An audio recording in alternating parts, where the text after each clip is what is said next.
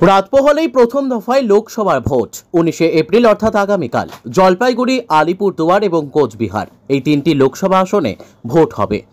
জলপাইগুড়ি জেলায় দুটি ডিসিআরসি খোলা হয়েছে, একটি জলপাইগুড়ির ইঞ্জিনিয়ারিং কলেজে এবং অন্যটি মালবাজার কলেজে। আজ সকাল থেকে ভোটের দায়িত্বে থাকা কর্মীরা আসতে শুরু করেছেন। তারা ইভিএম বক্স সহ প্রয়োজনীয় সরঞ্জাম নিয়ে বুথের উদ্দেশ্যে রওনা দেওয়ার প্রস্তুতি নিচ্ছেন। জানা গিয়েছে এবার জলপাইগুড়ি লোকসভা কেন্দ্রে 12টি দলের প্রার্থীরা প্রতিদ্বন্দ্বিতা করছেন। তার মধ্যে বিজেপির প্রার্থী ডক্টর জয়ন্ত কুমার রায়, তৃণমূলের প্রার্থী নির্মল চন্দ্র রায়, কংগ্রেস সমর্থিত সিপিএম প্রার্থী দেবরাজ বর্মন, এছাড়া কেপিপি ইউনাইটেড, বহুজন সমাজ পার্টি, এসইউসিআই এবং মূল নিবাসী পার্টি অফ ইন্ডিয়া প্রার্থী দিয়েছে। এছাড়াও নির্দল হিসেবে 5 জন প্রার্থী প্রতিদ্বন্দ্বিতা করছেন।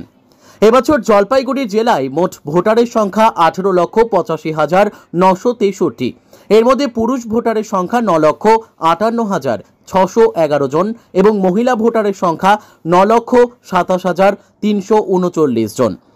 জলপাইগুড়ি জেলায় মোট 1,904টি বুথে ভোট গ্রহণ হবে।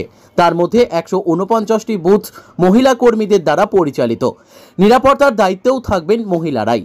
ভোট গ্রহণ শুরু হবে সকাল 7টা থেকে এবং চলবে সন্ধ্যে 6টা পর্যন্ত।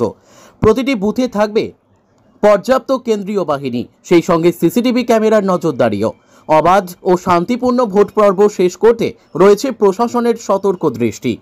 এই যে ইলেকশন হবে 19 তারিখে, ভোটটা জলপাইগুড়ি ডিস্ট্রিক্টে, সেই ভোটের কাজে এসেছি আমরা।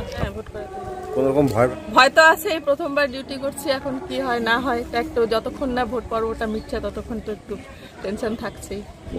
পঞ্চায়েত ভোটে তো হয় জানি, লোকসভা ভোটে হওয়ার সম্ভাবনা কমই আছে। ফোর্স টোর্স যেমন দিয়েছে শুনছি, এখন দেখা যাক এক্সপিরিয়েন্স। কেন্দ্র বাহিনীর সেটা তো ওদের উপরে ভরসা করে তো থাকতেই লাগবে, আর তো উপায় নেই।